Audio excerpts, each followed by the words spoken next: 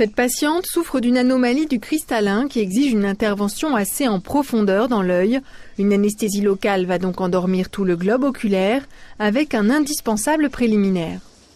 Nous procédons pour le confort de la patiente à l'injection d'un petit bolus de narcotique. C'est un petit peu d'anesthésie générale, mais à une dose qui permet de garder le contact avec la patiente, parce qu'il va falloir tout à l'heure qu'elle bouge ses yeux pour que nous vérifions la position de l'aiguille. Ce sédatif permet de supporter l'introduction de l'aiguille de l'anesthésie locale. Donc nous utilisons des aiguilles spéciales, évidemment, très très fines et très très courtes. C'est essentiellement donc un anesthésique local. On y associe une petite quantité de morphinique qui permet d'avoir une intensité d'anesthésie plus forte, qui va agir pendant 1h30 à peu près. Vous ne bougez pas la tête, Voilà, vous me laissez bien faire. Alors je fais sortir le plus possible l'œil et je pique. Ça va, madame? Oui. Ouvrez l'œil, madame. Parfait. Regardez à droite et à gauche. C'est parfait. Et nous injectons tout doucement le produit. L'injection doit être facile, non douloureuse, sans résistance.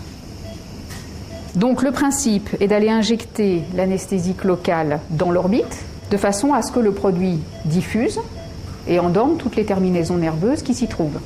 Et quelques minutes plus tard, le produit s'est bien diffusé, la patiente peut partir au bloc opératoire. Dans une salle voisine, ce jeune homme va être opéré à l'épaule. L'intervention aura lieu sous anesthésie générale, mais avec en plus l'anesthésie de tout son bras.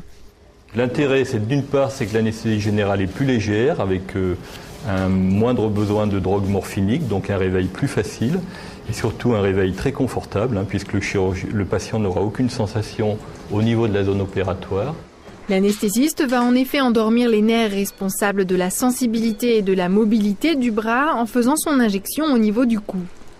On cède de l'échographie et on complète avec une vérification de la position de l'aiguille par neurostimulation, c'est-à-dire qu'on envoie un tout petit courant électrique qui va, si le bout de l'aiguille est à proximité du nerf, stimuler les nerfs et déclencher une réponse motrice sur les muscles correspondants. Voilà, donc les nerfs qui nous intéressent sont ces structures que l'on voit arrondies entre les deux masses musculaires du cou. C'est cet espace qu'on va essayer de rejoindre.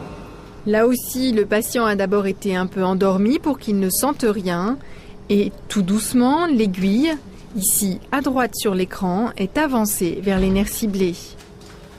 Là, normalement, vous voyez, regardez l'épaule. Ok, donc tu vas pouvoir injecter. Là. Ce qu'on voit là actuellement, cette tache noire qui s'élargit autour des nerfs, c'est donc la diffusion de l'anesthésie locale. Donc avec cette image, on est pratiquement sûr d'avoir un résultat satisfaisant de notre anesthésie. Voilà. C'est fini, monsieur. Votre épaule va commencer à s'engourdir un petit peu. Et 3 quarts d'heure plus tard, l'efficacité de l'anesthésie est complète. Essayez de bouger votre épaule. Essayez de lever le bras, là, de tendre un peu. Vous ne pouvez plus, Le bras, il est lourd, il est engourdi complètement.